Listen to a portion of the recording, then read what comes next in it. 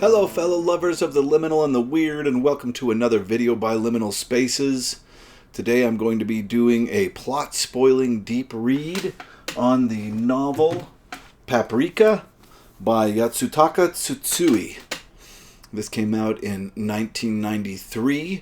I go over the publishing history of this in the earlier review video I did for this, the non-spoiling review video, which was released just a couple of days ago. You can just go back a couple of videos on the channel and watch that. I do suggest you watch that video before you watching this one, because there's a couple of things that I go over there that I won't be covering here, just so that people don't have to watch me say the same thing over and over again. So, yeah, this was released in 1993. I will add that I took all the notes for what I'm going to say about this book before I saw the anime.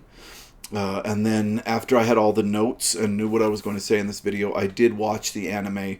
So I will either do another video. I probably will do another video on the anime, or I'll just do a comparison to the anime and that at the end of this. But most likely, I think I can make a long enough video comparing the anime and this. So I'll probably end up doing that. So let's get into it. I'm going to do this a little bit differently than I usually do. Usually I kind of do a chapter by chapter thing, but I'm not going to do that with this book because I think the way this book works, it'll be easier to come at from a different direction, and that's the direction of opposites, but I'll get into that in a minute. So I'm going to give you a quick synopsis of this book, and then I will dive deeper into certain aspects and parts of it as I continue to talk about it. So, this is a novel about two different factions in a work environment. I know that that's not what you expected me to say there, but that is the basis of this novel. The novel is a workplace drama. It really is.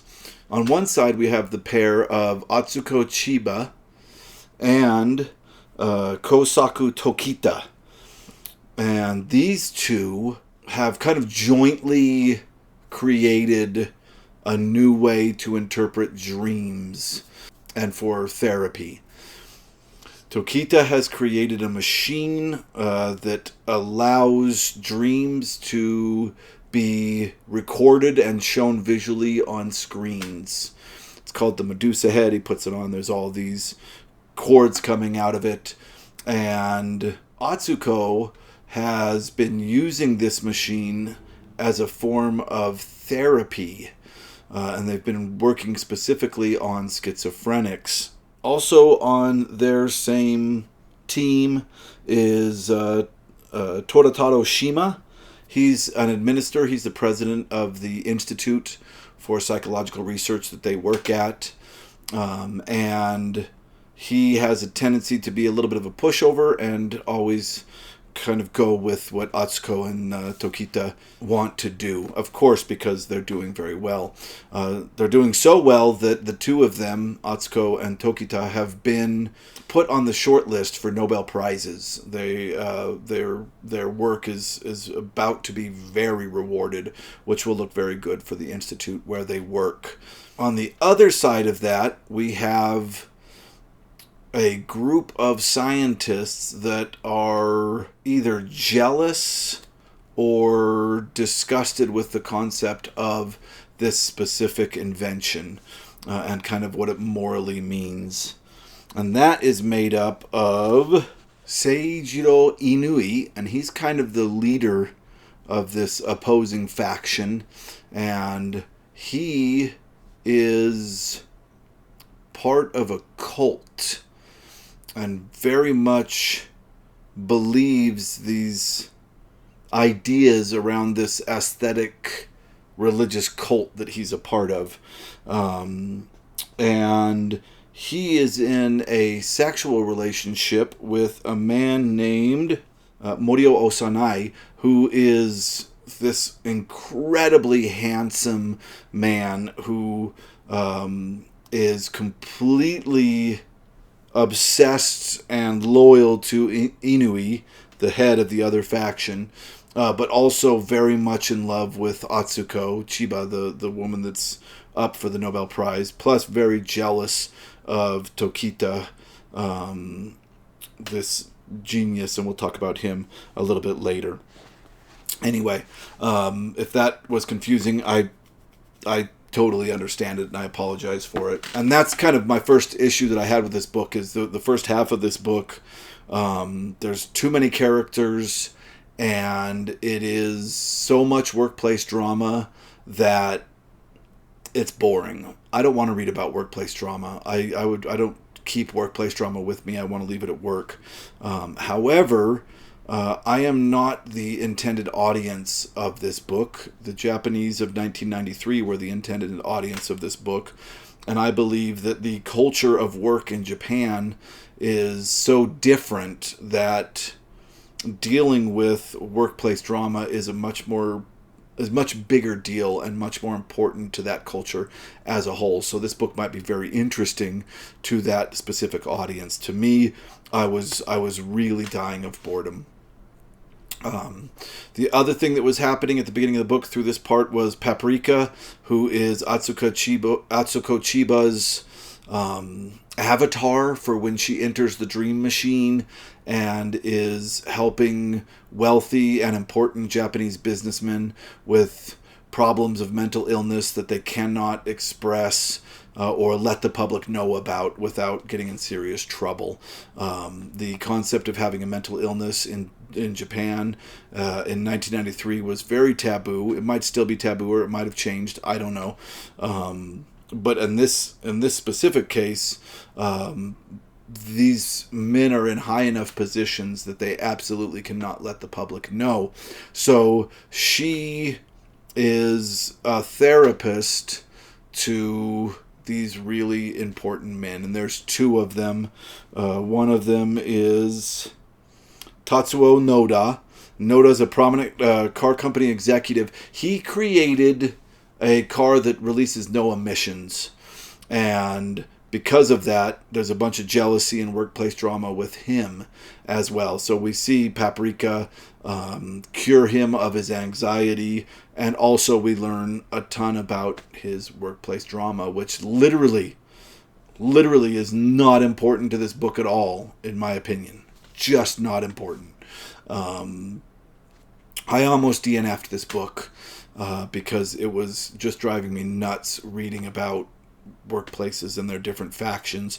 And there's like 5 people connected to this Noda guy that are in way too many scenes and don't mean anything to the novel itself. So we're not going to go too much into that. I already talked about kind of my problematic relation with Paprika in the review video I made for this, but I'm going to try to do the quickest version of this if you've already watched that review. Paprika is a therapist that uses everything in her arsenal, dreams, the dream machine, and everything to cure these men, including sexual relations with these men.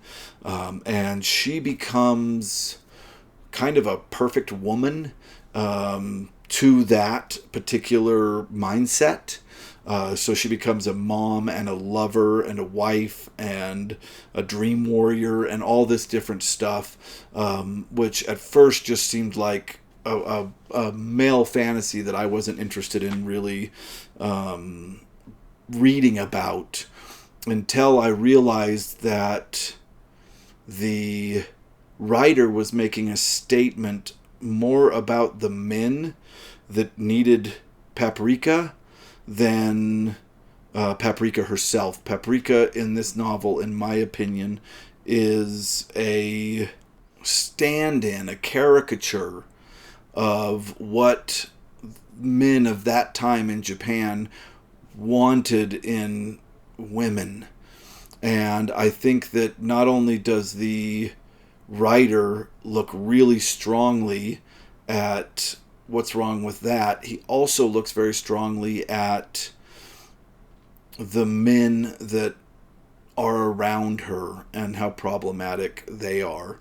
And this is a book of opposites, and we're gonna get into that in a minute. Anyway, so now back to the main 3, which is Tokita, Tokita is really overweight and basically a child trapped in a man's body, but he's also a genius. He's the one that invented the Medusa head.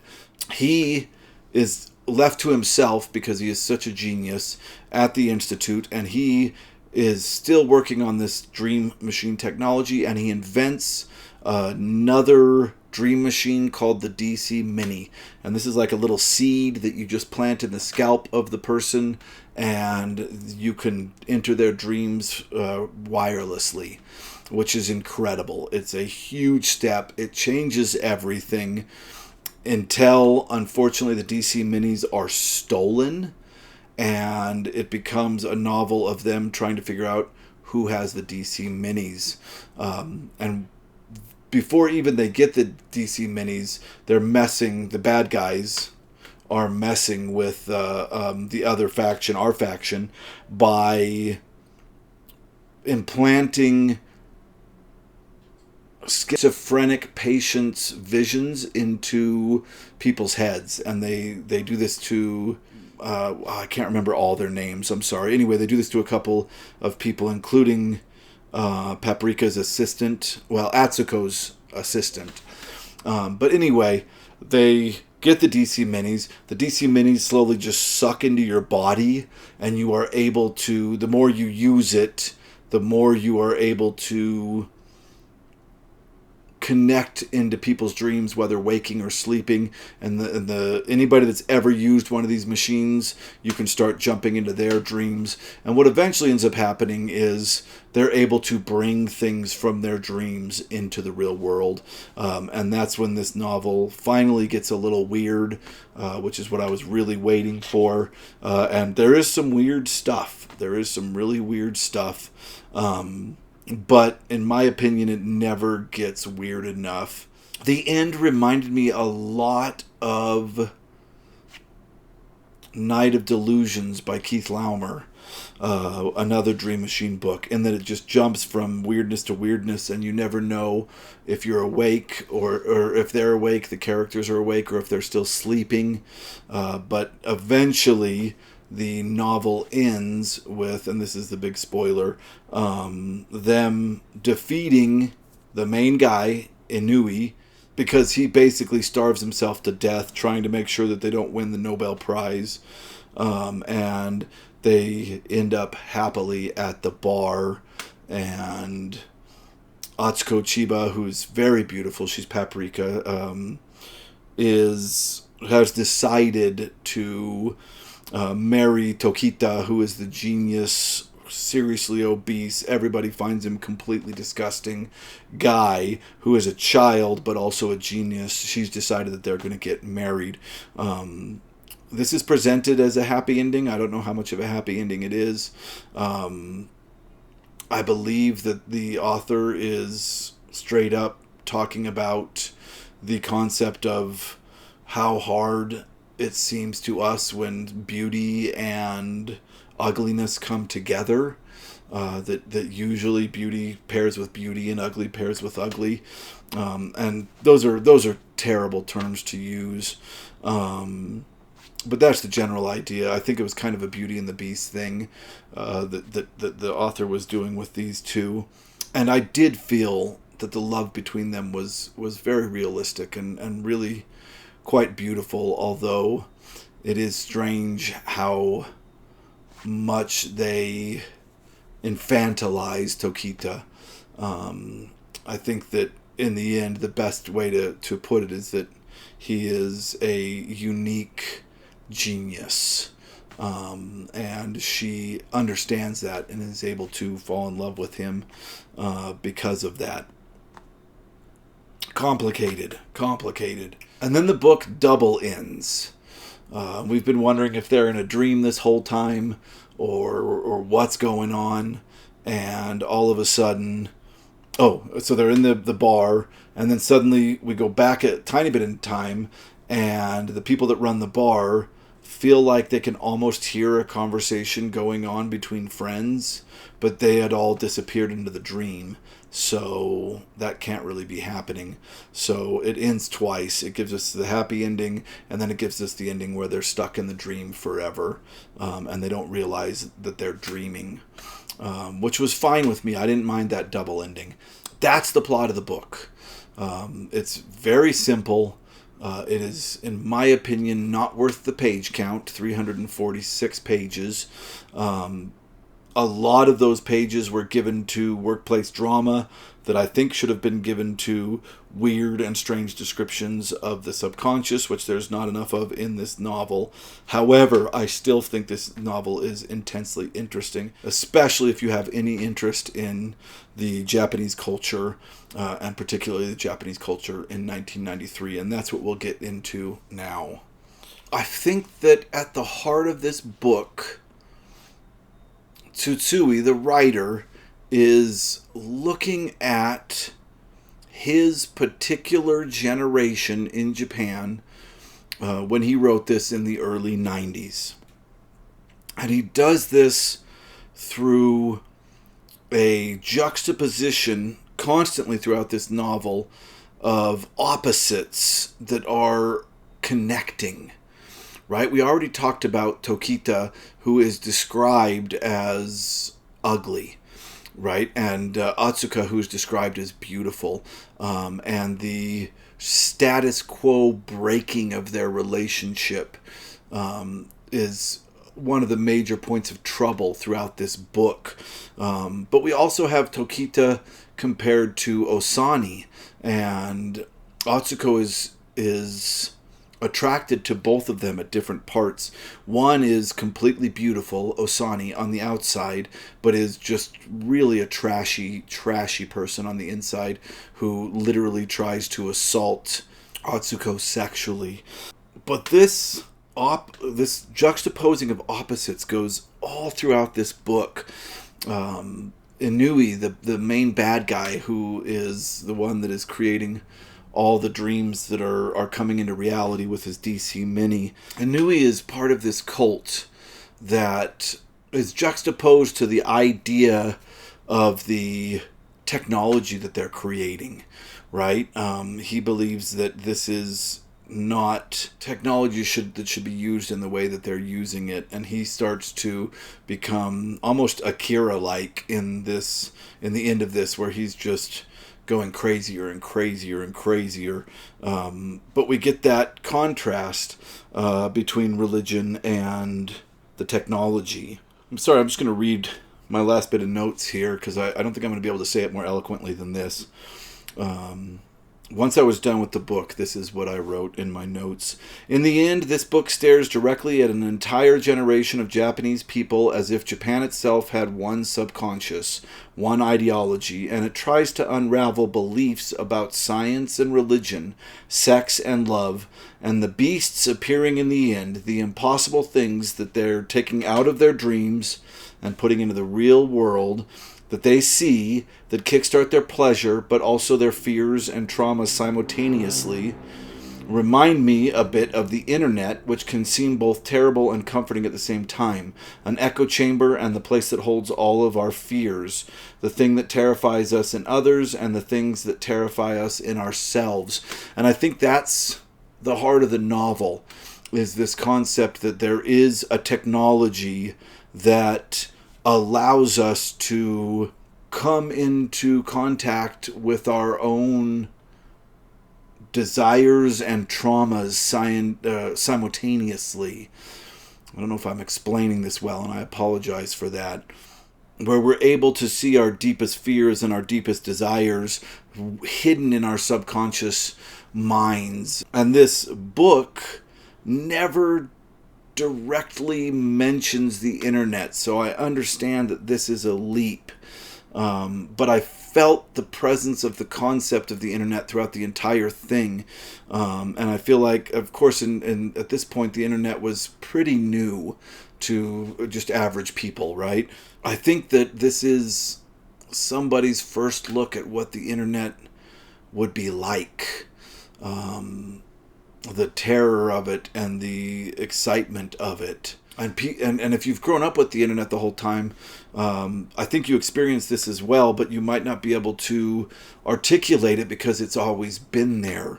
I remember the first time I was able to see that I could get a song downloaded off the internet. It was the most wild thing to me in the world. I couldn't believe it. And it changed the face of music entirely. And I think that that was kind of what this novel was looking at, was specifically being able to just watch deep inside yourself the kind of debauchery. Yeah. I think that the Dream Machine kind of mimics the internet and what the characters are able to see and do. And it is connected to sexual passion, but also traumatic images and how the world deals with that as a whole when people start bringing those things from the internet into the real world. This is a tenuous reading. Like I said, it doesn't really talk about the internet a lot in this particular novel, but I feel like if I was to write a dissertation on this book, which I'm not going to do, I could reread it, comb through, and find elements that point at the internet over and over again. But who knows? Anyway, that was my interpretation of it, and that made it infinitely really enjoyable to read for me. I liked this unflinching look at what the status quo of Japan in 1993 expected of people, and then all of these characters that had desires that went against this status quo, and how those presented themselves, not only in what they did, but in how they judged others for doing things away from the status quo, while they themselves also wanted to do things against the status quo, which I think is true of all of us, right? This concept of the real us versus the us that we show in public, which I could do a whole video on if I were to talk about, for instance, the love song of J. Alfred Prufrock. I think deals with that.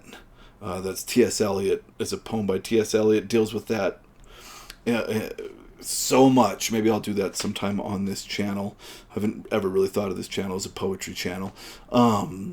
Yeah, and I think that is kind of what was at the heart of the book for me, is the desire to do things that were against the status quo, coupled with the desire to follow the status quo, coupled with judging others for not following the status quo, and finally a technology that allowed us to openly look at our desires and the things that traumatize us. Made this absolutely worth a read. I really enjoyed it, and like I said, I can't think of where I was going with that. Anyway, I do want to say one thing, and I'm going to save the rest for another video, but I was very happy when I started, when I was watching Paprika the anime, because right at the beginning they drop an internet reference in exactly the way that I was thinking this book connected it, and that of course made me feel like I was heading in the right direction. So the book itself didn't say it directly, but the anime, I feel like it kind of does. So all right, I'm going to stop here and make another video about the anime Paprika. If you watched this to the end, thank you very much. If you liked it, please click like. And if you like this kind of content, please click subscribe, because we'll be making a lot more of it in the future. Thank you so much for watching.